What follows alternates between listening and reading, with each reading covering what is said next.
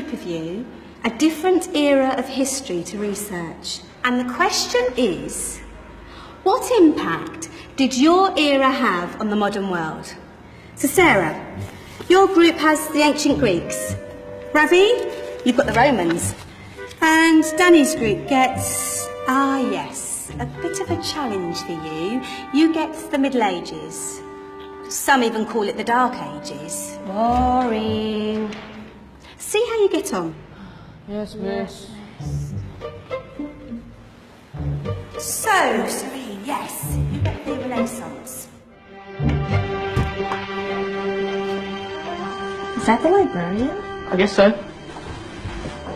How are the Dark Ages going to have anything to do with us? Excuse me. Sorry to bother you. What do you want? We need to find out what impact the Dark Ages had on the modern world. Never was a period of history so poorly named. Don't touch. It's priceless. And I suppose someone's been filling your head with the usual nonsense, eh? 1,000 wasted years. A black hole in history, am I right? Yeah, sort of. You see, it's always the same. You assume it was all mud, disease, death and destruction, with marauding mobs of barbarians ripping down the good of former civilizations, burning and plundering as they went. Nothing of any worth invented either, eh? Oh, no. Go on, Biofri. Sorry to bother you. Come on, it's probably not worth it. Everyone knows that the Greeks and Romans invented everything anyway. Oh, did they now? And you're sure about that, are you? You know, I might just have something for you. You seem to be up for the task. I suppose I could... Follow me. I've got just the book for you. Where are we going? I don't know. Ask him. Excuse me. Where are we going? From darkness into light, my young friend. From ocean onto land. There are things you should know. Oh, yes, indeed. Yes, indeed.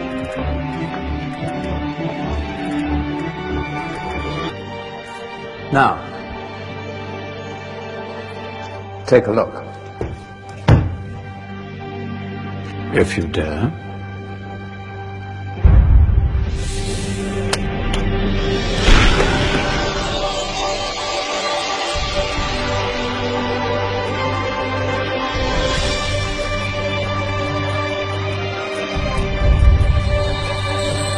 What's going on?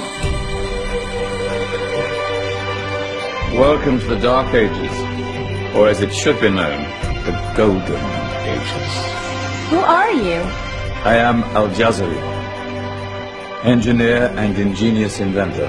I thought you said this was the Dark Ages. It doesn't look very... dark.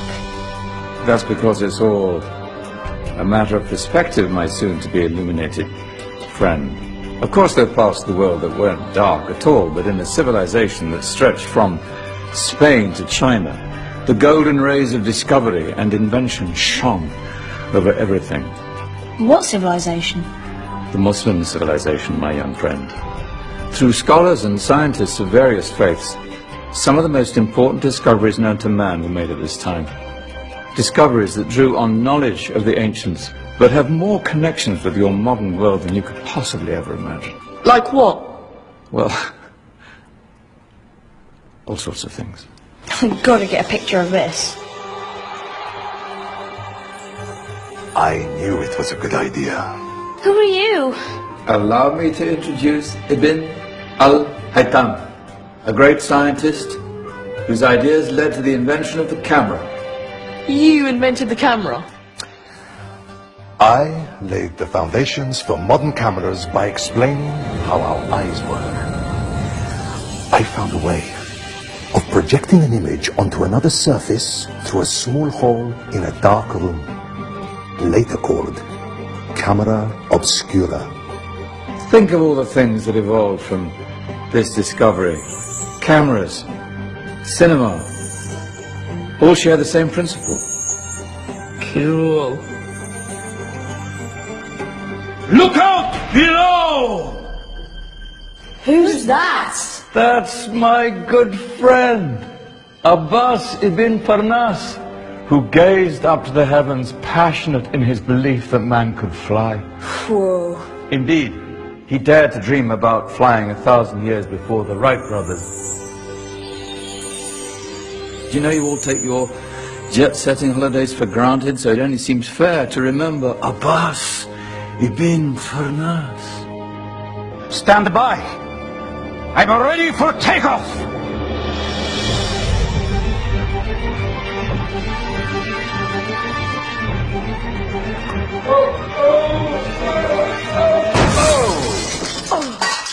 He did forget one thing, though. A tail, useful for landing. My back! Is there a doctor in the house? Did someone call? Ah, my old friend, why don't you introduce yourself to my young guests? I am Abu Qasim al-Zahrawi. Many call me the father of surgery.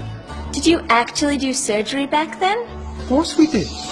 In fact, many of the surgical tools that I invented are still used in your modern hospitals. Excuse me, a patient needs my attention. Scalpel? I think I may need some stitches. In that case, I'll use catgut. Catgut? From the gut of animals. Perfect for stitching up internal wounds. Your surgeons are still using it today. Sorry, mustache.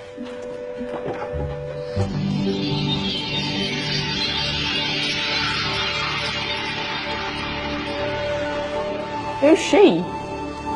That's Maryam al-Astrolabi, one of the many brilliant women of her time. She made sophisticated astrolabes. Astro what? Astrolabes. They show the sky and the stars on a small flat plate you can hold in your hand. Think of them as ancient calculating or timekeeping devices. Today you have your watch, your compass, satellite navigation, helping people and explorers travel the world. Science at its brilliant best. And all these things were developed during the Golden Ages. But that's just the tip of the iceberg. There were thousands of other inventions covering all areas of life, and in the years that followed, their influence spread across the whole of medieval Europe. So you see, it wasn't so dark after all. What about you? Me? What did you invent? Well, I don't want to be big-headed, but I made some groundbreaking advances in engineering. I suppose my most significant discovery converted rotary motion into linear motion using a crank and connecting rod. It's essential in pumps and engines. In fact, I've no idea how the Industrial Revolution could have happened hundreds of years later without such a device. Not that I ever get the credit I deserve.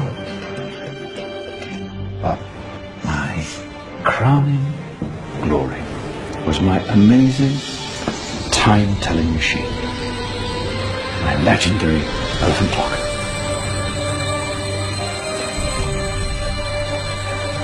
It's a clock. Yes. Dozens of components collected from different cultures around the world. Indian, Greek, Arabian, Egyptian, Chinese. Wow. A United Nations clock. That is pretty cool. Does it actually tell the time? Wow, yes, of course. If it wasn't for me, thousands of people would be late for everything. Speaking of time, we'd better get you back. And remember, spread the word. This was a golden age, and I've only shown you a tiny part of this wondrous time. There are countless other scientists and inventions directly connected to your modern world. You're just going to have to find out for yourselves. No, wait.